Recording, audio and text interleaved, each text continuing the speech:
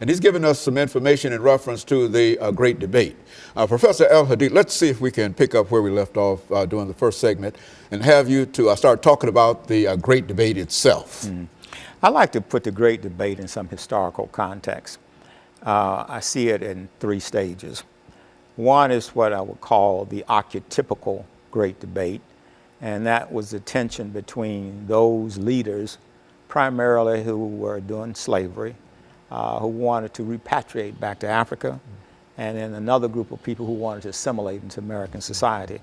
So out of those who wanted to repatriate, you got the establishment of the country of Liberia on about the time of the Civil War. And for those that wanted to repatriate after the American Revolution, you got the establishment of Sierra Leone. So there were actually two colonies established from ex-slaves from America, Sierra Leone during the period of the American Revolution, and then you had Liberia during the period of the Civil War. And you had other people who felt that they didn't leave anything in Africa, didn't want to go back. So they would say, as soon as we're free, we're going to assimilate into America. Well, when slavery ended in 1865, there was the illusion of assimilation, but the reality of Jim Crow. So out of that dialectic came another great debate, and that great debate was between what we might call separation and integration. And you had people who wanted to take those positions. And this one I would call the prototypical great debate. And that was the great debate between Booker T. Washington and W.E.B. Du Bois. Most of us know that debate. That's the most familiar one. Du Bois was, and they both dealt with educational institutions. Du Bois pushed a liberal arts agenda for the private schools, because he was a graduate of Fisk University. And Booker T. Washington pushed more or less an agenda of self-determination, lifting yourself up by your own bootstraps. And he developed it based on the A&I model, agricultural and industrial.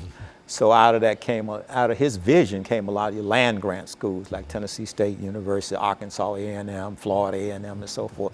So Booker T. Washington's philosophy was more of a land grant philosophy, where development was based on the land and agriculture, and Du Bois's philosophy was more liberal arts.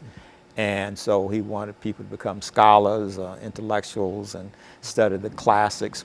And so they clashed, you know, and Du Bois is probably best known for his role in being one of the founders of the NAACP, and then later on being a person who created the early Pan-African movements. He did 5 Pan-African movements. So he went from the assimilation with NAACP, then he became a Pan-Africanist, a socialist, and finally he left the country and repatriated himself to Ghana, where he was a guest there of Kwame Nkrumah, the first African head of state there in Ghana. Now, of course, with Booker T. Washington's legacy, which was one of economic self-sufficiency and economic self-determination, his argument was picked up by Marcus Garvey.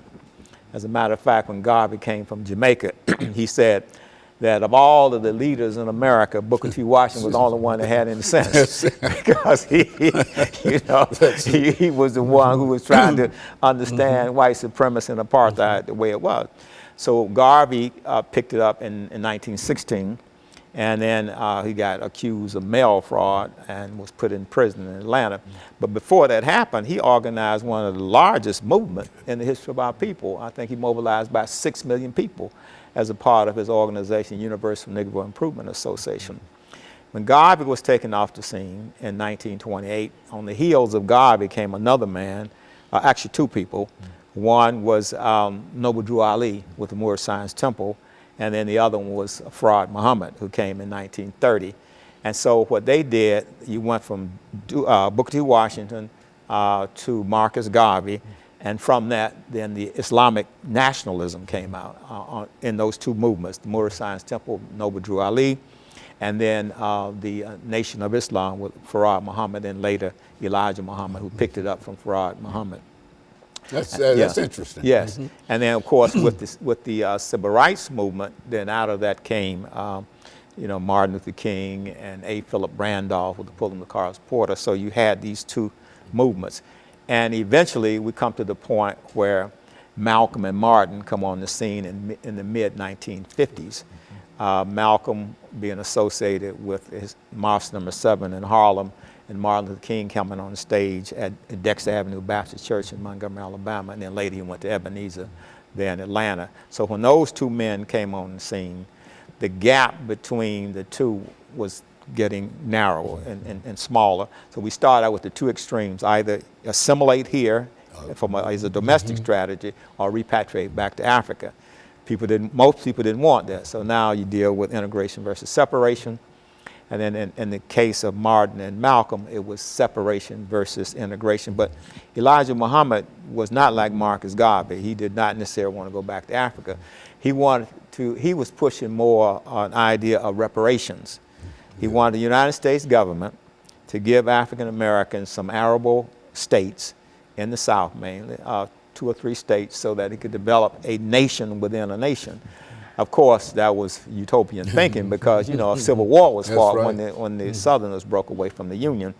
But that, you know, never happened. So he was pushing a philosophy of reparation for the pain and suffering of slavery, separation from whites because they didn't want to integrate, and then self-determination, economic self-determination. So he was more or less embraced Booker T. Washington's economic agenda.